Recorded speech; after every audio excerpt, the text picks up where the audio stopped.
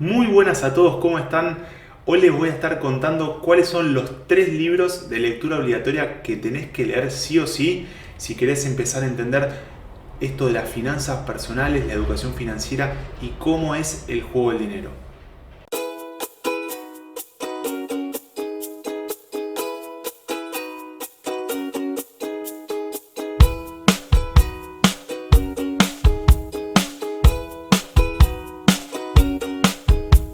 Bueno, lo primero que les quiero remarcar es que libros de educación financiera o de finanzas personales hay un montón, hay un montonazo. No te tenés que leer todos, no te tenés que leer 100 libros. Siempre es importante tener unos libros de cabecera y lo ideal es leerlos cada 3, 4 meses para repasar algunos temas y algunos conceptos que por ahí los sabés, pero los tenés que refrescar para poder aplicarlos en la práctica. Entonces, la idea es darte estos 3 libros que son de lectura obligatoria. Si querés arrancar, son, diría, los más importantes y los leas una vez cada tanto, ¿sí? Antes de seguir con otros libros, porque si lees un montón tampoco te vas a estar acordando lo que te dice cada uno. Así que con estos libros quédate tranquilo que vas a tener los fundamentos principales de las finanzas personales. El primer libro que te voy a recomendar es El hombre más rico de Babilonia. Fue escrito por George Clason en el año 1926, hace casi un siglo, y paradójicamente, por más que se escribió hace un montón de tiempo, es uno de los libros que se utiliza recurrentemente para enseñar finanzas personales. ¿Y por qué? Porque dentro de este libro, que está escrito como un cuento, en realidad es un cuento, en la antigua Babilonia, es una ciudad, y el hombre más rico era una persona sabia y le cuenta a todos los ciudadanos de esa ciudad cómo hizo para hacerse rico. Y él lo que cuenta es que se hace rico no con un negocio, con un emprendimiento, con una gran idea, no se hace rico de la noche a la mañana, sino que él fue poniendo a lo largo de mucho tiempo ciertos hábitos que le permitieron tener esa riqueza. Entonces, ese es el primer punto que te quiero resaltar, que la riqueza está vista en largo plazo, se logra en el largo plazo y no de la noche a la mañana o en el corto plazo con una simple inversión. Esto es un camino largo. En El hombre más rico de Babilonia te cuenta este hábito que nosotros hemos dicho muchas veces en tu tutor, que es pagarse primero uno mismo, el hábito del ahorro. Entonces lo que hacía este sabio, el hombre más rico de Babilonia, era cada vez que cobraba, separaba una parte como ahorro, y lo hacía primero antes de gastar y después veía cómo lo iba invirtiendo en base a lo que consideraba que era rentable para él.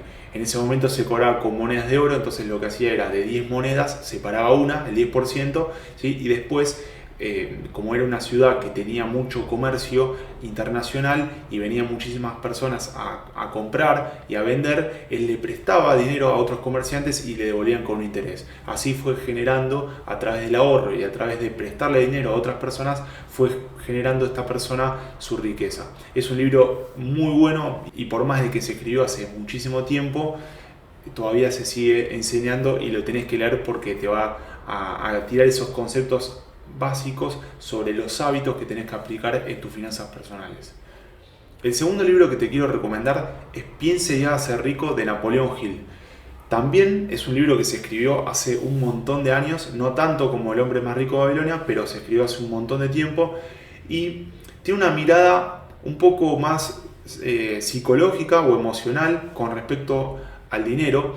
¿Y por qué es interesante? Porque lo que te dice Napoleón Hill en este libro, que te cuenta a través de ciertas historias reales, ahora te voy a comentar un par de ejemplos, lo que te dice es que vos, para ser rico, te tenés que visualizar primero, tenés que visualizar un final, un destino. Si vos no te ves, no te visualizás, va a ser muy difícil que puedas alcanzar cualquier meta. Entonces, el primer punto que te plantea Napoleón Hill en Piense y hágase rico es tener un deseo fuerte que te mueva y te movilice. Si vos no tenés un fuerte deseo, va a ser muy difícil que quieras emprender un camino.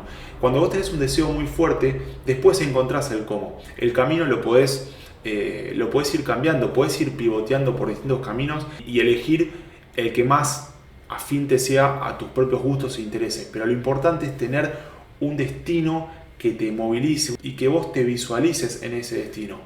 Te voy a contar 2 historias que están dentro de este libro. Hay muchas más, pero son las que a mí más me impactaron, que es la de un mendigo que su sueño era ser socio de Henry Ford. Henry Ford lo conoces seguramente, el dueño de la marca de autos. En ese momento era una de las personas más influyentes en el mundo. Era un hombre muy testarudo, un hombre que no tenía buen trato con sus empleados, pero tenía una fuerte convicción, o como hombre de negocios era totalmente indiscutido porque le iba muy bien. Bueno, este mendigo lo que hizo es que él se quería asociar, lo admiraba a Henry Ford y fue a una entrevista de trabajo a la empresa de Ford, apenas tenía dinero para pagarse el transporte hasta la entrevista y ahí, bueno, tiene la entrevista, queda dentro de la empresa y después de un tiempo termina siendo socio. No te voy a contar el cómo lo hizo, pero lo importante es que entiendas que el hombre tenía la convicción de que quería ser socio. Más allá de que Henry Ford ya era un hombre exitoso, un hombre multimillonario y este era un mendigo, bueno, su convicción, su deseo, ella se veía socio de Henry Ford y eso hizo que con el tiempo pueda cumplir su sueño. La segunda historia que te quiero contar es la de una persona, esto también es una historia real, una persona que tenía el sueño de cambiar la educación y había diseñado una universidad con un formato educativo totalmente distinto al que se venía desarrollando en aquella época. Recordemos que esto es en el siglo XX, o sea, en el siglo pasado. Y bueno, después de mucho tiempo de diseñar, la persona dijo, bueno, tengo que llevar a la práctica porque estoy escribiendo hojas, haciendo planes, dibujando, pero no estoy llevando a cabo mi acción. Él ya se había visualizado, él ya sabía cómo iba a ser ese sistema educativo, pero le faltaba pasar a la práctica. Y encontró la manera.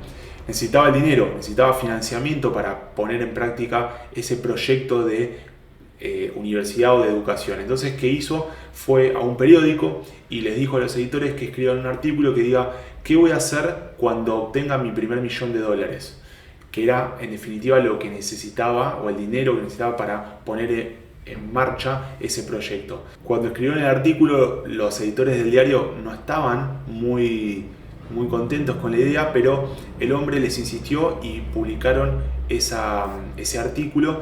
Y la característica de este cuento es que el hombre se había propuesto una semana para conseguir ese $1.000.000 y en un día consiguió no solamente uno, sino que consiguió $2.000.000 contando esa historia de qué iba a hacer cuando obtenga su primer $1.000.000, porque el hombre tenía la convicción de que lo iba a conseguir.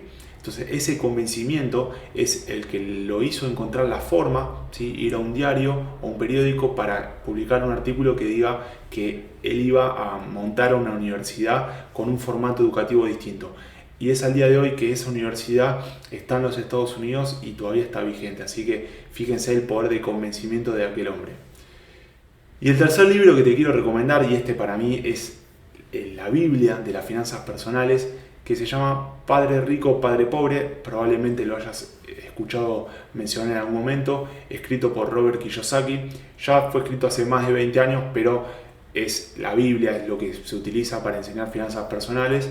A mí me encanta porque Robert Kiyosaki explica las finanzas personales desde un léxico muy simple, muy básico, que es entendible para todas las personas. Es increíble lo fácil que lo hace ver. Bueno, en este libro lo que cuenta Robert Kiyosaki justamente es su historia de vida, en la cual está su padre biológico, su papá, al cual él llama Padre Pobre, y también está el papá de un amigo de él, que lo llama el Padre Rico.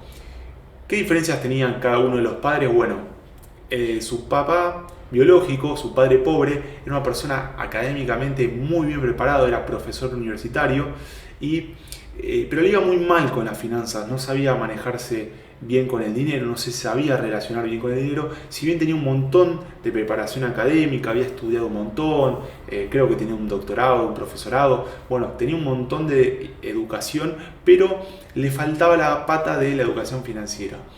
Y por otro lado está el papá de su amigo, que era el Padre Rico, que no tenía buena educación académica, no estaba bien preparado, pero montaba negocios, invertía y tenía a muchas personas que estaban bien preparadas académicamente trabajando para él. Tenían contadores, abogados, ingenieros, todos trabajaban para él. Entonces, Robert Kiyosaki, cuando era joven, se vio en esa disyuntiva de ¿qué hago?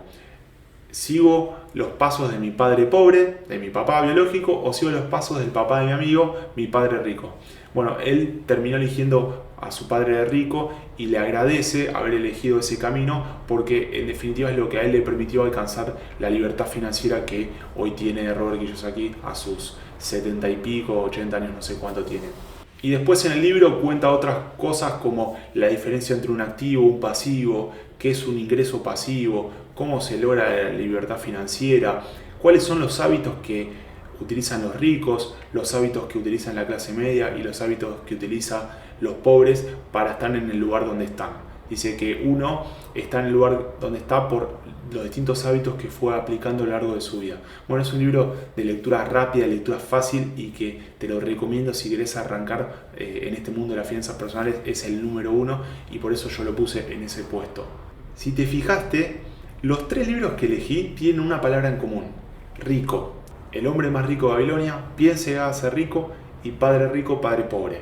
¿Y por qué elegí esta palabra rico como común denominador de los 3 libros? No es casualidad, porque muchas veces la mayoría de las personas relaciona la riqueza con el tener, con algo material. Pero estos libros lo que te están haciendo plantear es que la riqueza no parte del tener, sino parte del ser, parte de una cuestión emocional, parte de posicionarse en el futuro. ¿Vieron lo que decía Piense y hágase rico? Posiciónense, visualícense y después el dinero va a llegar. El dinero es una consecuencia de, ¿sí? No es la causa. La causa es posicionarse, mentalizarse. Entonces la riqueza es una cuestión emocional, es una cuestión mental y el dinero es una consecuencia. El tener es una consecuencia. Cuando vos empezás a entender estas cuestiones y empezás a aplicar estos hábitos en tu vida, después el dinero va a fluir hacia tus bolsillos y no va a salir de él. Así que estos son los 3 libros que te estoy recomendando. Seguramente hay algunos más, pero si querés arrancar en el mundo de las finanzas personales, yo te recomiendo estos porque son de lectura fácil, rápida y te van a abrir la mente con respecto al juego del dinero, a qué pensás sobre el dinero y a romper estas estructuras que tenemos acostumbrados sobre el dinero en sí. Si tenés algún otro libro que me quieras recomendar, déjamelos en los comentarios, compartile este video a tus amigos, regalale algún libro, compártanselo, intercámbienselo porque está bueno empezar a entender cómo se mueve el mundo del dinero y empezar a entender un poco mejor de finanzas personales para tener una mejor vida económica y una mejor proyección económica en el futuro. Así que como siempre te digo, muchas gracias por escucharme y nos vemos en la próxima semana.